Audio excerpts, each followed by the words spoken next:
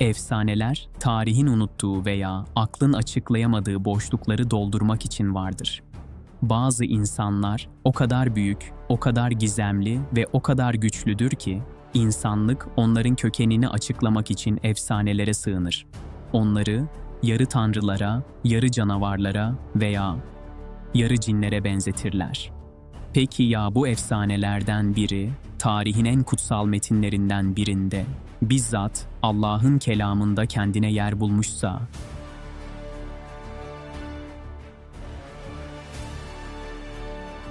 Bu sadece bir kraliçenin değil, aklın, gücün, zenginliğin ve en önemlisi kibrin hikayesidir. Bu, hakkında annesi bir cin miydi diye fısıldaşılan, zekasıyla en bilge adamları dize getiren, ordularıyla değil aklıyla hükmeden Sebe Melikesi, Kraliçe Belkıs'ın öyküsüdür.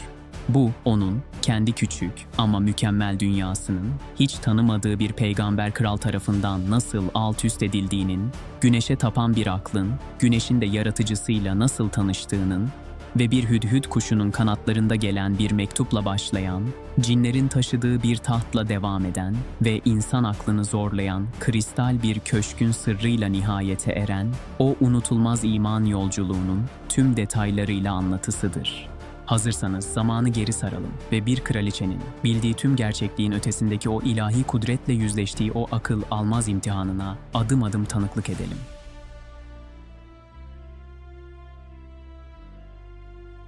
Hikayemiz, Arabistan'ın güneyindeki o bereketli topraklarda, kumların ortasında bir vaha gibi yükselen Sebe Krallığı'nda başlar. Onlar göçebe kabilelerden değildi. Onlar suyu kontrol eden, mühendislik harikası barajlar inşa eden bir medeniyetti. Baharat yolunun efendileri, dünyanın en değerli tütsülerini ve baharatlarını kontrol eden zengin tüccarlardı. Sarayları mermerden, tapınakları altındandı. Her şeye sahiptiler. Güç, zenginlik, refah ve bilgi. Onlara göre tüm bu zenginliğin kaynağı, her sabah doğarak tarlalarını aydınlatan, onlara hayat veren o kutsal varlıktı, güneş. Bu yüzden yaratıcıyı unutup yaratılana, yani güneşe tapıyorlardı. Bu güneş imparatorluğunun başında ise güneş kadar parlak ama onun kadar da ulaşılmaz bir kadın vardı, Melike Belkıs. O, sadece güzelliğiyle değil, keskin zekası ve sarsılmaz otoritesiyle de tanınırdı. Halkının arasında dolaşan fısıltılar, onun sıradan bir insan olmadığını söylüyordu. Babası, Sebe'nin büyük krallarından biriydi. Evet, ama ya annesi? Efsaneye göre annesi, cinlerin en soylu kabilelerinden birinin prensesiydi. Belkıs'ın o insanüstü zekası, o gizemli sezgileri ve o sorgulayıcı aklı, belki de bu cin kanından geliyordu. O, ne bir insandı tam olarak, ne de bir cin. İkisinin arasında, iki dünyanın da en iyi özelliklerini almış, eşsiz bir varlıktı. Belkıs, devletini kaba kuvvetle değil, istişareyle yönetirdi. 40 kişilik Bilge Danışmanlar Meclisi'nin fikrini almadan tek bir adım atmazdı. Ama son söz her zaman onundu. Onun aklı, krallığının en büyük silahıydı. Ve o, kendi aklına, kendi bilgeliğine ve krallığının sarsılmaz gücüne öyle bir güveniyordu ki, bu evrende kendisinden daha büyük bir güç veya daha bilge bir akıl olabileceğini aklının ucundan bile geçirmiyordu. Bilmiyordu ki, çok uzaklarda bir kuş, onun bu kusursuz ve kibirli dünyasını sonsuza dek değiştirecek bir haberi başka bir krala taşımak üzereydi.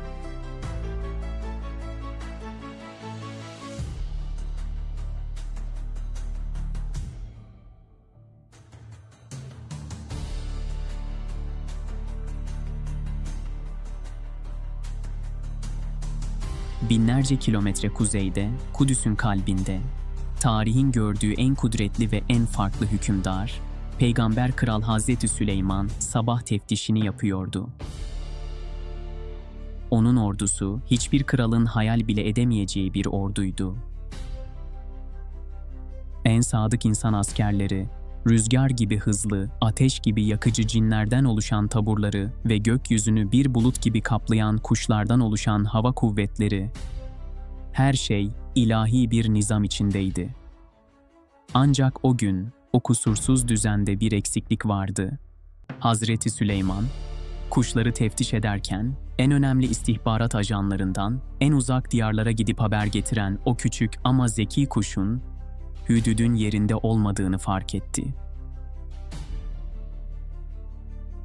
Bir peygamberin şefkatiyle bir kralın otoritesi yüzünde birleşti. Öfkesi, disiplinin bozulmasınaydı. Hüdhüd'ü neden göremiyorum, yoksa kayıplara mı karıştı diye sordu. Sesi sakindi ama bir o kadar da keskindi.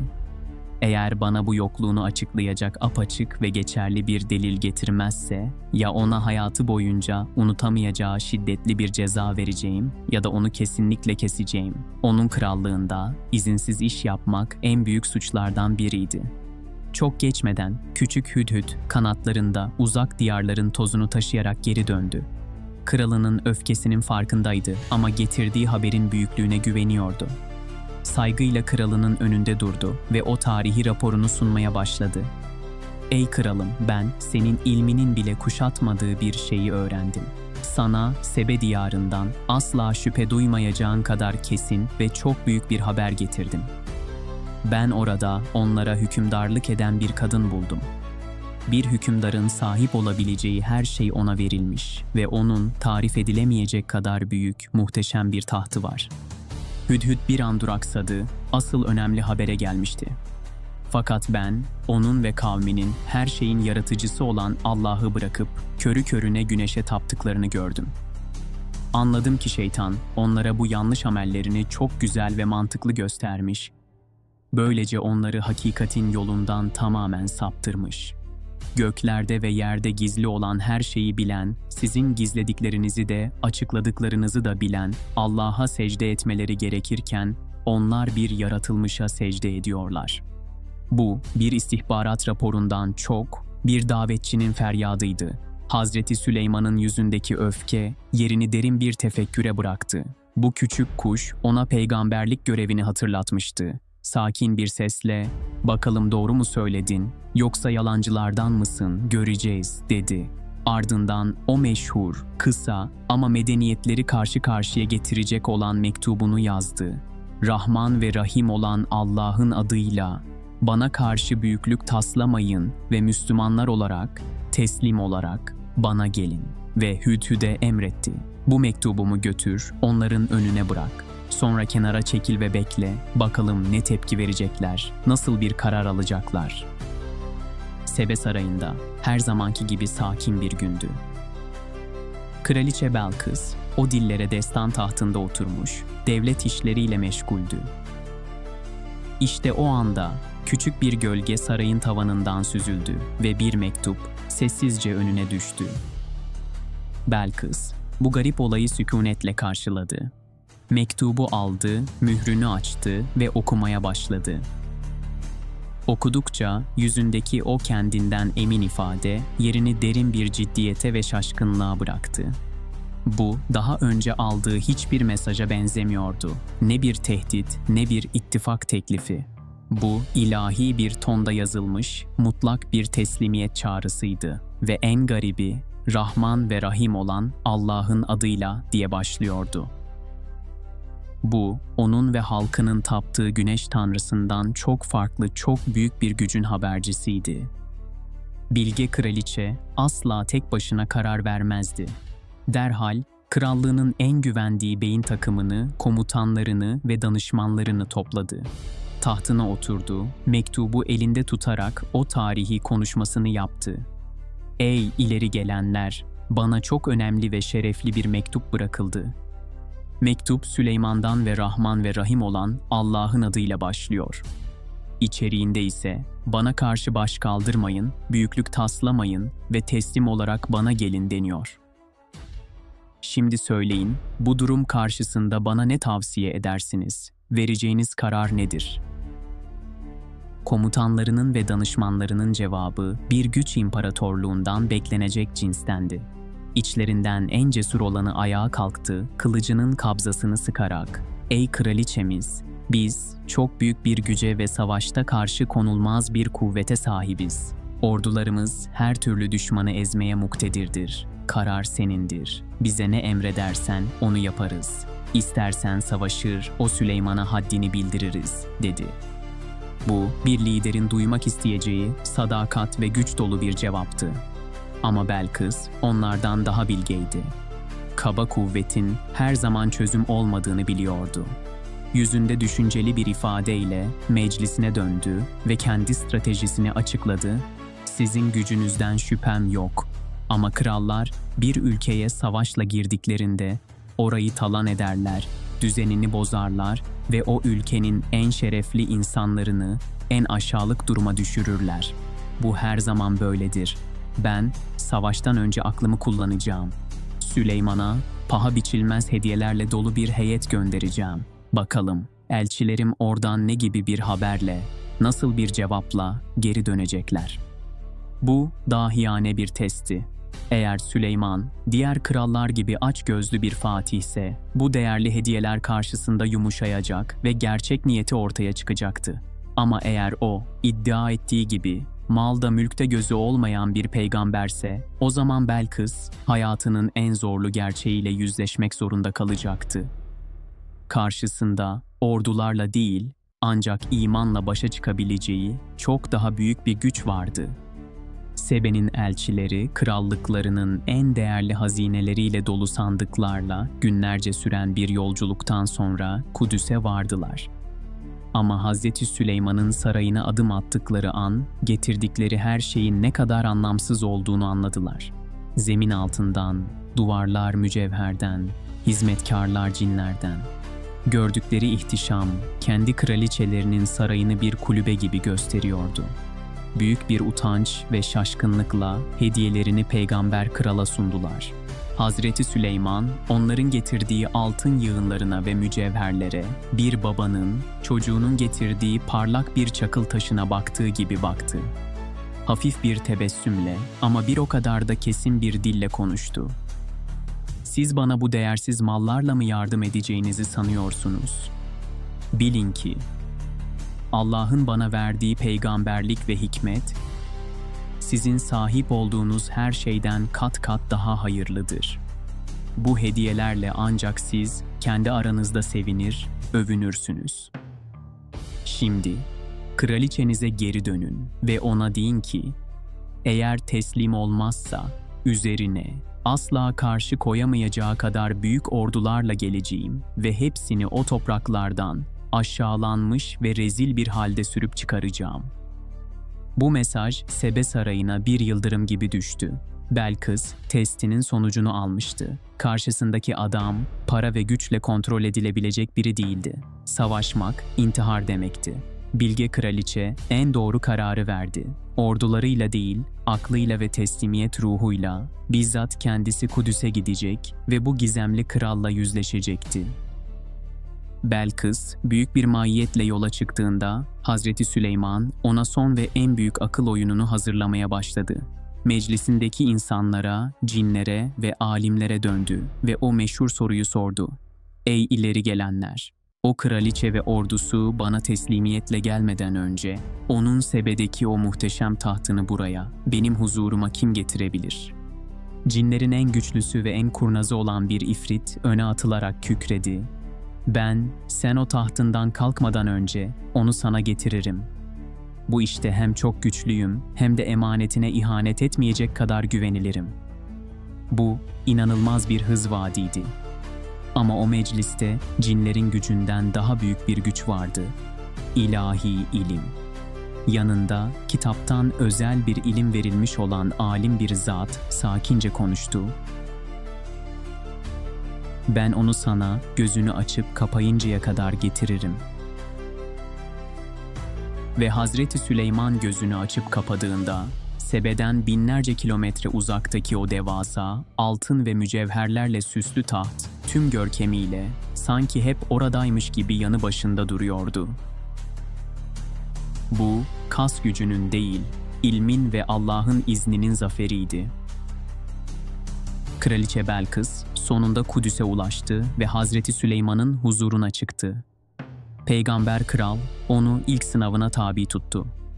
Biraz değiştirilmiş olan kendi tahtını göstererek "Senin tahtın da bu şekilde miydi?" diye sordu. Bu bir zeka testiydi. Eğer "Evet, bu benim tahtım" deseydi, değişikliği fark etmemiş olurdu. Eğer "Hayır, bu o değil" deseydi, yalan söylemiş olurdu. Belkıs, o bilgece ve diplomatik cevabını verdi. Sanki o, tıpkı o, bu cevap hem gerçeği kabul ediyor hem de zekasını ortaya koyuyordu. Ama asıl sarsıntı henüz gelmemişti. Hazreti Süleyman onu sarayın başka bir bölümüne davet etti. Belkıs ileride zemini tamamen suyla kaplı derin bir havuz gördü.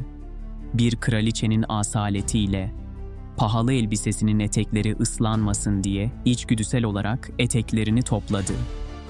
Tam adımını atacakken Hazreti Süleyman gerçeği söyledi. Burası altından suların aktığı, camdan yapılmış şeffaf bir köşktür. O an Belkıs için zaman durdu. Bastığı yerin su değil, insan eliyle yapılmış, aklın sınırlarını zorlayan bir teknoloji olduğunu anladığı o an, kendi bilgeliğinin, kendi medeniyetinin ve kendi gücünün bu ilahi kudret ve ilim karşısında ne kadar küçük, ne kadar aciz olduğunu anladığı andı. O sadece bir peygamberin sarayında değil, bir mucizenin üzerinde duruyordu. Tüm kibri, tüm güvendiği aklı o kristal zeminde paramparça olmuştu. O kristal köşkün üzerinde Kraliçe Belkıs'ın zihnindeki tüm putlar yıkılmıştı. Taptığı güneş bu mucizelerin yanında ne kadar basitti. Sahip olduğu taht göz açıp kapayıncaya kadar yer değiştirebiliyorsa ne kadar anlamsızdı. Kullandığı akıl altındaki zeminin cam mı su mu olduğunu bile ayırt edemiyorsa ne kadar sınırlıydı. Hayatında ilk defa kendisinden daha büyük, daha bilge ve daha güçlü bir iradenin varlığını tüm benliğiyle hissetti. Bu bir yenilgi değil, bir aydınlanmaydı.